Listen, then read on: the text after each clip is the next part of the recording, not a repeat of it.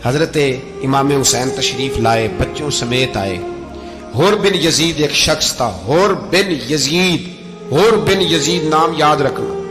حور بن یزید ایک مختصر سا لشکر لے کے اس نے امام حسین کو ایک جگہ پہ روکا، پھر دوسری جگہ پہ روکا، بالآخر تیسری جگہ پہ روکا تو امام حسین نے فرمایا جگہ کون سی ہے؟ کہا حضور کرب و بلا۔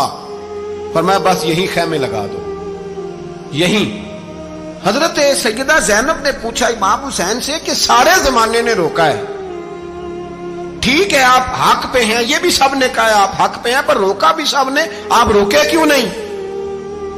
تو ابن کثیر اور ابن اسیر لکھتے ہیں کہ امام حسین رو پڑے، کہنے لگے بہن میں رک جاتا پر میں نے رات کو نانا مصطفیٰ کو خواب میں دیکھا ہے۔ تو حضور نے فرمایا حسین اگر آج یہ رواج پڑ گیا نا یزید جیسے لوگوں کا تو قیامت تک پڑا رہے گا، پھر لوگ کہیں گے کوئی نکلا نہیں تھا تو ہمیں بھی نکلنا، پھر لوگ ظالموں کے سامنے گردنیں جھکانے کے عادی ہو جائے۔ میں کہتا رہتا ہوں، کہہ رہا ہوں، کربلا کی جنگ کفر اسلام کی جنگ نہیں، کفر اسلام کی جنگ نہیں کربلا کی، کیونکہ یزید تو بڑا پکا نمازی تھا، خطبہ دیتا تھا وہ تو۔ جب امام حسین رضی اللہ تعالیٰ عنہ نے کربلا کے میدان میں جمعے کا دن تھا تو یزید کے سامنے کو بات کرنی شروع کی، عمر بن سعد کے سامنے، تو عمر بن سعد کہنے لگا حسین زیادہ باتیں نہ کر، ہمارا جمعہ لیٹ ہو رہا ہے، جنگ کے لیے تیار ہو، فٹافٹ آ۔ اہل بیت نبوت کو قتل کریں گے اور قتل کے بعد پھر نماز پڑھیں گے اور پھر کہیں گے اللہم صلی علی محمد وعلی آل محمد، اسی نماز میں پھر درود بھی پڑھیں گے۔ یہ کیسا مرتبہ ہے، کیسا انداز ہے، دوستی قاتل سے بھی مقتول سے یارانہ بھی۔ حور بن یزید امام حسین سے کہنے لگا مجھے حکم ہے آپ کو روکنے کا، آپ آگے نہیں جا سکتے۔ امام صاحب نے فرمایا وجہ؟ زمین اللہ کی ہے۔ اس نے کہا آپ بیعت نہیں کر رہے، یزید کی حالات آپ کے حق میں درست نہیں ہیں، آپ نہیں جائیں گے۔ امام روک گئے۔ ظہر کی نماز کا وقت ہوا تو حضرت علی اکبر امام حسین کے بڑے صاحبزادے انہوں نے اذان ظہر پڑھی تو حور بن یزید کے لشکر نے امام حسین کے پیچھے نماز ادا کی۔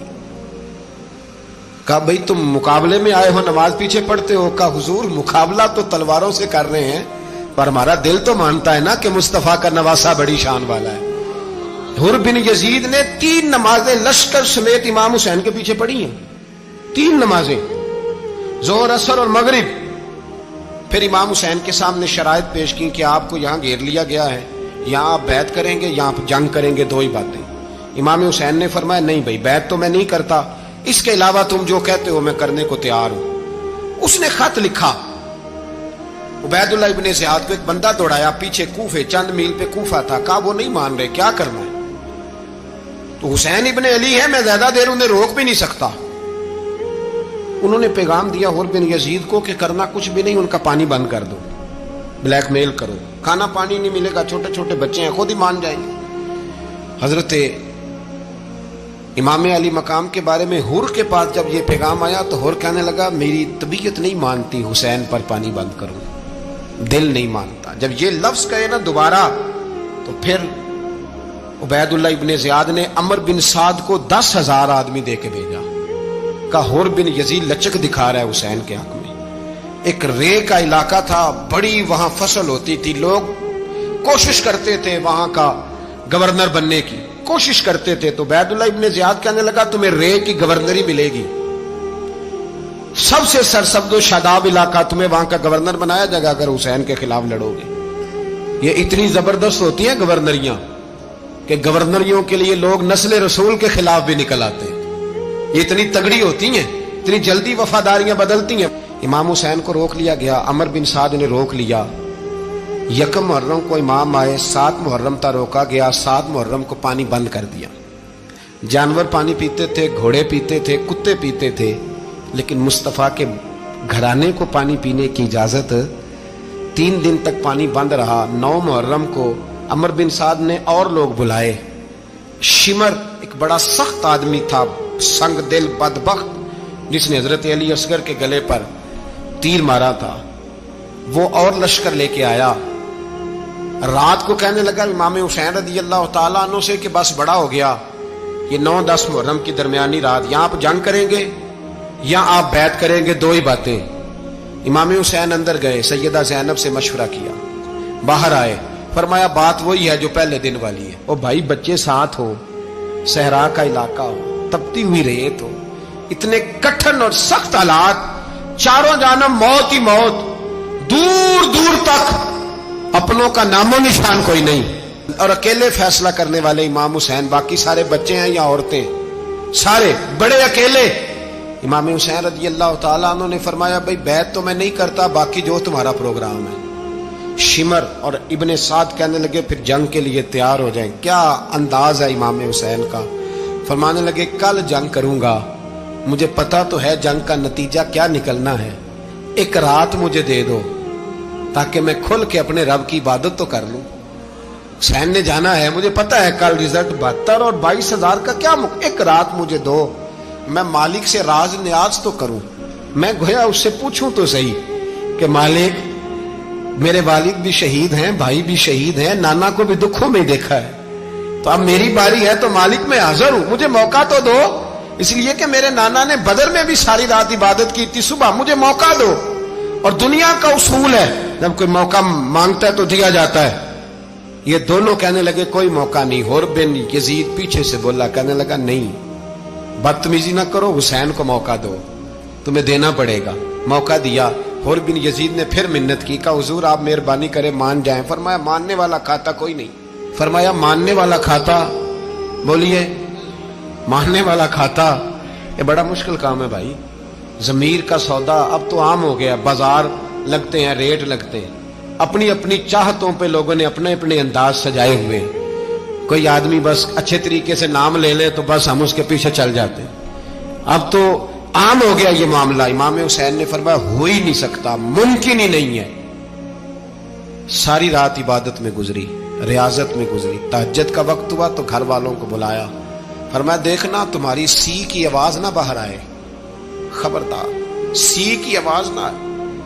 और इमाम ज़ैनुल आबिदीन से फरमाया तू बीमार है, तू जिहाद नहीं करेगा, लेकिन ख्याल रखना पीछे। और बड़ी कीमती बात बता रहा हूं, हमारी बीबियां किसी के घर मैयत हो जाए तो 4 दिन बुखार नहीं उतरता। इमाम अली मकाम ने सैयदा ज़ैनब से फरमाया तू बड़ी है, मेरी बहन है, पीछे सारे बच्चे हैं, जवान हैं, इनके हौसले तेरी जिम्मेदारी हैं। सुबह जंग का तबल बजने लगा, फजर की नमाज पढ़ी, सूरज चढ़ा, 10 मुहर्रम का दिन, जुमे का वक्त। जनाब सैयदना इमाम हुसैन रज़ी अल्लाह ताला अन्हु ने रेत पर सजदे किए, लंबे सजदे, लंबी नमाज। सूरत शम्स की आयात दूसरी रकत में पढ़ी तो सारा करबला गूंजने लगा। क्या अंदाज़े तकल्लुम था इमाम अली मकाम का। नमाज मुकम्मल हुई तो हुर बिन यजीद, अमर बिन साद और शीमर से कहने लगे वाकई हुसैन से लड़ोगे, पता नहीं कौन है। कुल्ला असालुकुम अलैहि अजरन, तुमने नहीं पढ़ा, इल्लल मवद्दत फिल कुर्बा, तुम्हारी आंखें बंद है। अल हसन वल हुसैन सय्यदु शबाब अहले जन्नह, तुम्हें नहीं पता।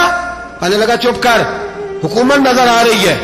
और बिन यजीद कहने लगे फिर मेरा भी फैसला सुनो, मुझे हुकूमत नहीं चाहिए, मुझे जन्नत चाहिए, हुकूमत नहीं चाहिए। इमाम हुसैन की पहली फतह देखें, और बिन यजीद एड़ी लगा के ना यजीद के लश्कर से निकल के इमाम हुसैन के लश्कर में शामिल हो गया। और पहला शख्स जिसने इमाम हुसैन को रोका, इमाम हुसैन के नाम पर पहला सर भी इसी शख्स ने कटाया है।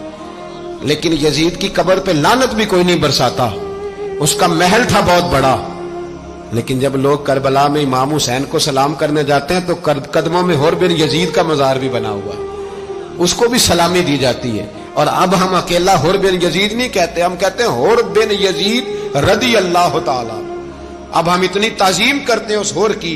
जनाबे इमाम हुसैन को मैदान में खड़ा किया गया, जिहाद का तबल बजा, पहले खुद्दाम आए। और सुन लो आज वो पता नहीं बाजारी से लोग चढ़ गए स्टेजों पे, बाजारी से, ना चेहरे पे दाढ़ी है, ना सर पे कोई कपड़ा है, बाजारी लोग हैं, भाग रहे हैं, बाजू चढ़ाए हुए हैं, बटन खोले हुए हैं, तमाशा बना दिया। सुनने वालों का भी अल्लाह ही हाफिज है। वो स्टेज पे ये अहले बैत की शान बयान करता है, भाग के उधर जाता है, ये कोई तरीका है। सुनने वालों का भी अजीब अंदाज है, हर बंदे को सुनने बैठ जाते हैं। दीन मुहज्जब है, तहजीब वाला है, दलाइल रखता है, दीन वकार रखता है, ऐसे लोग अब दीन बयान करेंगे। हजरत सैयदना इमाम हुसैन रज़ी अल्लाह ताला अन्हु सुबह जब जिहाद का वक्त आया, पता है कौन कौन थे करबला में? امام حسین کے ساتھ امام حسین کے 4 بھائی تھے کربلا میں. کتنے؟ بول کے بتائیں. حضرت علی کے 4 بیٹے، عباس بن علی جن کو حضرت عباس کہا جاتا ہے نا، علمدار، یہ حضرت علی کی دوسری زوجہ میں سے. عباس بن علی بھی تھے اور ابو بکر بن علی بھی تھے، عمر بن علی بھی تھے، عثمان بن، یہ حضرت علی کے بچوں کے نام ہیں. یہ آپ کے شہزادے امام حسین کے ساتھ شہید ہوئے. ان کا نام صرف اس لیے نہیں لیا جاتا کہ ان کا نام خلفائے ثلاثہ کے نام پہ، حضرت علی نے اپنے یاروں کے نام پہ رکھا ہے تو تم نے کربلا کے میدان سے خارج کر دیا. یہ تینوں شہزادے حضرت جناب سیدنا امام حسین کے ساتھ تھے، یہ بھی شہید ہوئے. حضرت جناب زینب امام حسین کی سگی بہن ہے. ان کے 2 بچے تھے، اون و محمد. جب امام حسین میدان میں جانے لگے تو جناب زینب بچوں سے کہنے لگی نہ، پہلے بھائی نہیں جائے گا، پہلے بھانجے جائیں گے. 2 بچے شہید ہوئے. حضرت قاسم بن حسن امام حسن کے بیٹے تھے. وہ جب میدان میں جانے لگے تو امام حسین نے کہا نہیں بھائی تو نہیں جائے گا، تو میرے بھائی کی نشانی ہے، میں جاؤں گا. تو حضرت قاسم بن حسن نے ایک تعویذ کھول کے دیا کہ ابا جی میرے والد نے کہا تھا جب بڑی مشکل آ جائے تو تعویذ کھول کے دیکھنا. تو آج بڑی مشکل آئی ہے تو میں نے تعویذ کھولا ہے، تو یہ دیکھیں کیا لکھا ہے. یہ تو رکا ہے، تعویذ ہے ہی نہیں. جب کھول کے دیکھا تو اس پہ لکھا تھا قاسم اگر حسین پہ کوئی کڑا وقت آ جائے تو بیٹے کے آگے آگے رہنا، اگر کڑا وقت میرے بھائی پہ کبھی آ جائے نا دیکھنا اس کے آگے آگے چلنا، اسے حسن کی کمی نہ محسوس ہو. پائیاں جیا ساک نہیں کوئی جے وچ خار نہ ہوئے. سیدنا امام حسین پہلی دفعہ کربلا میں اس وقت روئے جب یہ رکا. آپ نے دیکھا تو فرمایا ٹھیک ہے، اگر حسن کی یہ وصیت ہے تو میں نے زندگی میں اگر ان کی ہر بات مانی ہے اب بھی مانوں گا، تمہیں اجازت ہے. جناب قاسم بن حسن 16 سال کا جوان جب میدان میں نکلے تو ہائے ہائے پتہ نہیں کہاں سے آ گئی ہے. امام قاسم بن حسن جب میدان میں نکلے تو تبری سے لے کر علامہ ابو الاسناد صاحب سب کو پڑھ کے تو دیکھو. 3 دن کی پیاس ہے، شدید آزمائش ہے، دکھ ہے، تکلیفیں ہیں، پھر بھی پہلی دفعہ جب میدان میں گئے ہیں واپس آئے ہیں 19 لوگوں کو قتل کر کے واپس آئے. 19 لوگوں کو ایک بار میں حضرت ایسے ہی تماشا بنا دیا. مظلوم تھے وہ تو رو رہے تھے. ہر مقرر یہ کہہ رہا ہے کہ وہ تو بار بار کہ ابا پانی مل جائے، پانی آ جائے، ترس گئے. خدا کا خوف کرو، یہ دلیر لوگ تھے. ان کی باتیں آج بھی پڑھ کے دلیری پیدا ہوتی ہے، دلیری پیدا ہوتی ہے، دلیری. سناؤ قصہ خیبر کو تمامی اپنے بچوں کو. علی کی داستان سن کے دلوں سے ڈر نکلتا ہے. علی کی داستان سن کے دلوں سے یہ جو بچے ڈر رہے ہیں نا، وہ چمگادڑ آ گئی، کاکروچ آ گیا، یہ خوف نکل جائے گا اگر حضرت قاسم بن حسن کی بات سنیں گے. درجنوں لوگ آپ نے قتل کیے. ایک دفعہ آئے کہا چاچا یزید کا لشکر تو بڑا ہی بزدل ہے، اگر چند قطرے پانی میرے حلق سے گزرے تو میں سارے کاٹ کے لے آؤں گا آپ کے پاس، چند قطرے. لیکن تھوڑی دیر گزری، عمر بن سعد کہنے لگا اکیلے اکیلے جاؤ گے تو علی کا پوتا ہے، یہ سب کو مار دے گا، اکٹھے جاؤ. چاروں جانب سے تیر برسے. ایک تیر لگا آ کے گردن کے پیچھے، بس جناب سیدنا قاسم بن حسن گھوڑے سے نیچے گرے. تو جناب زینب حوصلہ کر کے آنسو سمیٹ کے کہنے لگی میں دیکھ رہی ہوں پردے کے پیچھے سے حسین میرے بھائی کا بیٹا گر گیا ہے، جا اسے اٹھا کے لا. حضرت امام حسین ان کو اٹھا کے لائے تو امام حسین نے سینے سے لگایا ہوا تھا تو ان کے پیر، ان کا قد لگتا تھا امام حسین سے زیادہ ہے. اٹھا کے لایا، لٹا دیا گیا. امام حسین کے اپنے بڑے بیٹے میدان میں نکلنے کو علی اکبر نام ہے. جب جن لوگوں نے حضور کو نہیں دیکھا تھا وہ جب کہتے نا ہم نے نبی پاک کا دیدار نہیں کیا تو بتاؤ کس طرح کے تھے، تو بتایا جاتا تھا کہ جناب علی اکبر کا دیدار کرو، ہم شبیہ مصطفیٰ. اور جب وہ گلیوں میں نکلتے تھے تو عورتیں چھتوں پہ چڑھ جاتی تھیں. جناب علی اکبر رضی اللہ تعالیٰ عنہ تلوار لے کے میدان میں نکلے. جوان بیٹے دینے بڑے مشکل. او یارو رٹا کیا ہے یہ تو بتاؤ کہ ظالم آدمی حکمران ہے. یار یہ رٹا ہے، ایک ظالم کا رستہ روکنا ہے. اس رٹے کے لیے ہم شبیہ مصطفیٰ جناب سیدنا امام علی اکبر میدان میں نکلے. بڑے لوگ مارے، بڑے.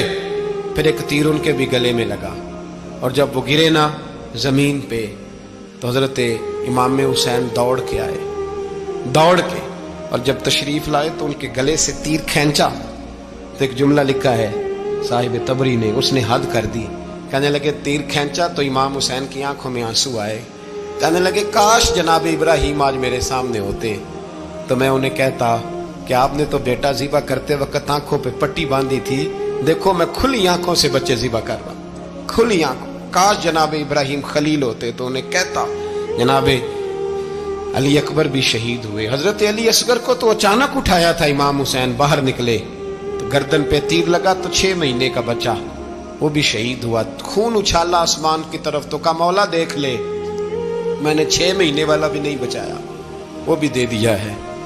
फिर हजरत अब्बास को बेटियों ने कहा कि अब ना, कुछ कहते हैं पहले शहीद हुए, कुछ ने लिखा बाद में, कहा अब हमसे पानी के बगैर नहीं रहा जाता। तो जनाब अब्बास पानी का मशकीज़ा लेके निकले, बाहर निकले, एक हाथ कटा, दूसरे पे मशकीज़ा वो भी कटा। देख लो मैं पस मंजर पे हूं अभी तक, मैं बता रहा हूं कि जिहाद किसके खिलाफ था? जालिम हुक्मरान के खिलाफ, जालिम काफिर के खिलाफ नहीं, मुशरिक के खिलाफ नहीं।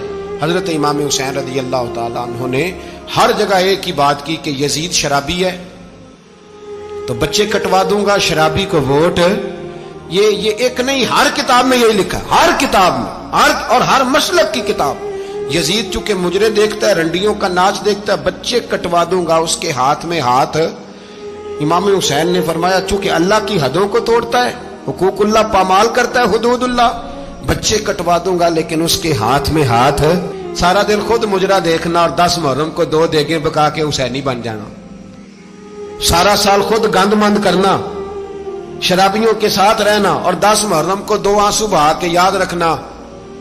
मैं हमेशा कहता हूं, फिर कह रहा हूं, जिसके मोबाइल में गंदे गाने हैं, गंद देखता है, शराबी कबाबी का सपोर्टर है, वोटर है, या मुजरे देखता है, आता जाता है, वो याद रखे कयामत में इमाम हुसैन का हाथ होगा, उसका गिरेबान होगा। हमसे न रकम होंगे कसीदे यजीद के, हम लोग तो हुसैन के सीरत निगार। हजरत अब्बास बाजू कटा, फिर पानी तो भर लिया था, ला ना सके, फिर गर्दन कटी तो शहीद हुए।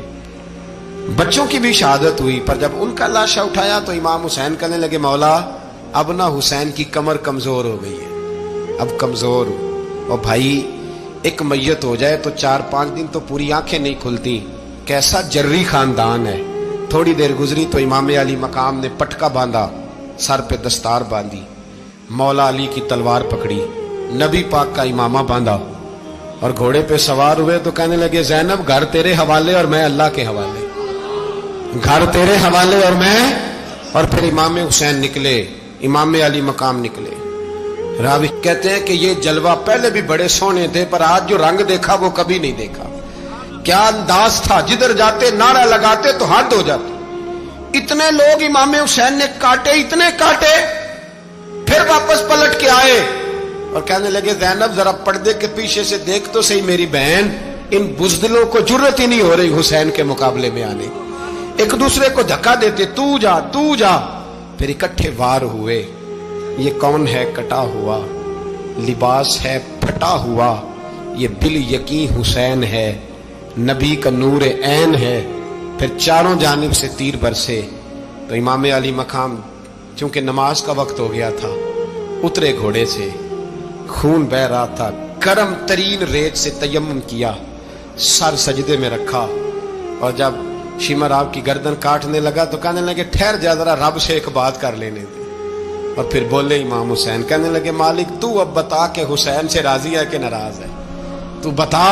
तो फिर एक आवाज आई, या अय्यतुहन नफ्स मुतमइन्ना इरजिई इला रब्बिकी रादियतम मर्दिया। फरमाया नफ्स मुतमइन्ना वापस आ जा, तू अल्लाह से राजी है, अल्लाह तुझसे राजी। इमाम हुसैन वहां शहीद हो गए। अब ये काफिला इमाम हुसैन का सर काट, जरा देखना गौर करना, सर काट के नेज़े पे रखा है, जिस्म करबला में पड़ा है। औरतों को घोड़ों पे बिठा के ले जाया गया यजीद के दरबार में।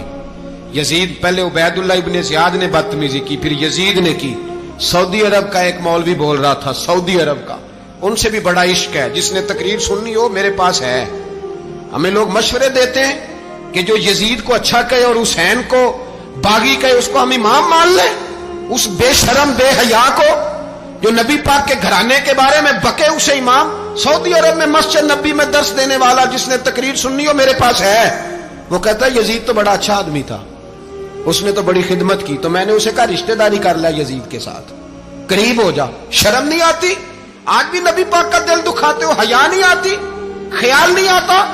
اور لوگ گھر میں بیٹھ کے باتیں کرتے ہیں، کہتے ہیں جی جو بیت اللہ میں ہو وہ بھی برا ہو سکتا ہے۔ بیت اللہ میں تو 360 بت بھی تھے، وہ اچھے تھے۔ مدینے میں تو 360 منافق بھی رہے، پوری سورہ منافقون نازل ہوئی، وہ اچھے تھے۔ عجیب تماشا بنا دیا لوگوں نے مذہب کا۔ کہتا ہے یزید نے تو بڑی خدمت، تو عبید اللہ ابن زیاد نے قتل کیا۔ بے شرمو، اگر عبید اللہ ابن زیاد نے بھی قتل کیا تھا تو حکومت کس کی تھی؟ تو پھر یزید نے عبید اللہ ابن زیاد کو سزا کیوں نہیں دی؟ بلکہ ایک جگہ 2 گورنریاں دی اس کو، یہ حال کیا۔ بلکہ سنو کہ یزید چھڑیاں مار رہا تھا، چھڑیاں امام حسین کے لبوں پہ۔ تو نعمان بن بشیر صحابی تھے، بول پڑے، کہنے لگے یزید بدبخت، ہاتھ پیچھے اٹھا، مجھے اللہ کی عزت کی قسم میں نے سینکڑوں بار نبی پاک کو ان ہونٹوں کو چومتے دیکھا ہے۔ حضرت جناب زینب عورتوں کے مجمع میں پیچھے ہو کے بیٹھی ہیں۔ یزید کے پاس جب پہنچا لشکر تو یزید کہنے لگا دیکھو اللہ نے مجھے عزت دی اور میرے مخالفوں کا کیا حال ہوا۔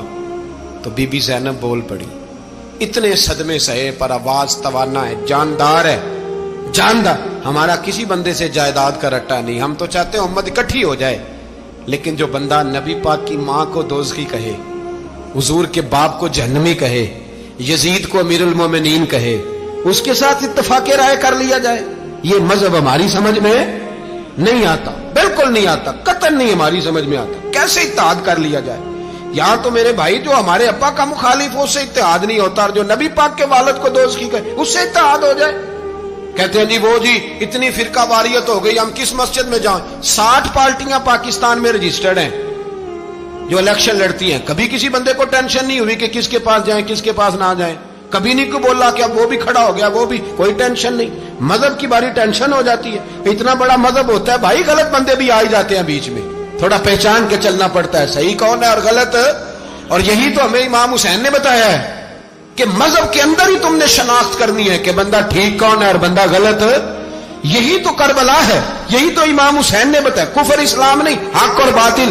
تو سمجھیے گا حضرت سیدہ زینب نے جب سنا نا کہ یہ کہہ رہا ہے کہ مجھے اللہ نے عزت دی، تو جناب زینب بولی، نعمان بن بشیر کہتے ہیں بی بی بولی، اتنے صدمے ہیں پر جناب زینب بولی اللہ اکبر، اس انداز میں بولی کہ پہلے قرآن مجید کی آیت پڑھی، کہنے لگی وَتُعِزُّ مَن تَشَاءُ وَتُذِلُّ مَن تَشَاءُ بِيَدِكَ الْخَيْرُ إِنَّكَ عَلَىٰ كُلِّ شَيْءٍ قَدِيرٌ۔ اور پھر کہنے لگی یزید تو بکتا ہے، کہتا ہے کہ تو عزت والا ہو گیا، یہ تیری حکومت ہے، 4 دن گزرنے دے، تجھ پہ کوئی لعنت بھی نہیں برسائے گا، اور میرے بھائی کا قیامت تک ممبروں میں اور خطبوں میں ذکر ہوا کرے گا، وقت گزرنے دے۔